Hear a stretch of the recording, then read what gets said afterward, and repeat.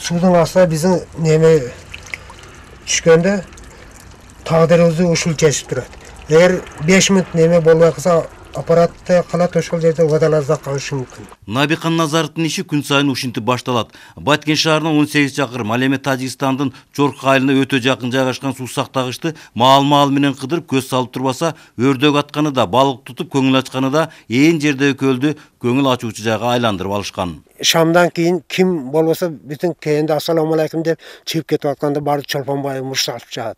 Үйүңө таш ыргытат, өзүңдү сөгөт. Хемингуэйдин балыкчыларын эске салган жубайлар 20 жылдан бери суу сактагычта куткаруучунун милдетин аткарышат. Реформа башталып, мекеме жоюлуп кеткенден кийин 5 жыл бою эмгеге калбай жүрүштү. Ошого карабастан көлдүн айланасы түнкүсүн көрүнүп турсун деп, коомдук жайга орноткон жарка кеткен энергиянын акчасын төлөйсүң деп энергетиктер менен 1 жылдан бери тартышат. Свети 182 миң сомду төлөйсүңөр деп атат. Мен себеби аны өзүм үчүн иштеткен эмес, мен элим үчүн иштеткем. Биз куткаруучунун мындай дооматтарынан кийин райондук электр тармактар ишканасынын юристине кайрылдык. Окуянын чоо жайын бизге мынтип түшүндүрдү. Спасательный станцияга электр энергиясын берип турганбыз бүгүнкүгө чейин үзгүлтүксүз. Бирок спасательный станция тарабынан эч кандай төлөмдөр жүргүзүлгөн эмес. Жүргүзүлбөгөндүгүнө байланыштуу биз сот органына кайрылдык. Сот органы бизге өндүрүү жөнүндө чечим чыгарып берди.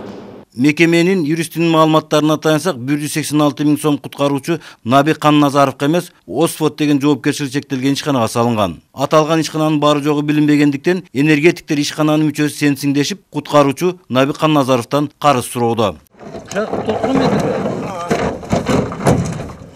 20 жылдан бери Төрткүл суу сактагычында куткаруучу болуп турган биздин башкы каарманыбыздын абалы ушундай. Бул аралыкта 9 адамдын өлүгүн суудан алып чыгып, дагы 11-нин өмүрүн сактап калган. Өкүнүчтүүсү, мына ушундай кырдаалга туш болгон биздин куткаруучуну ким куткарат азырынча белгисиз. Адылбек Акматов, Рысбек Мазеит уулу, Коомдук 1 канал, Баткен шаары.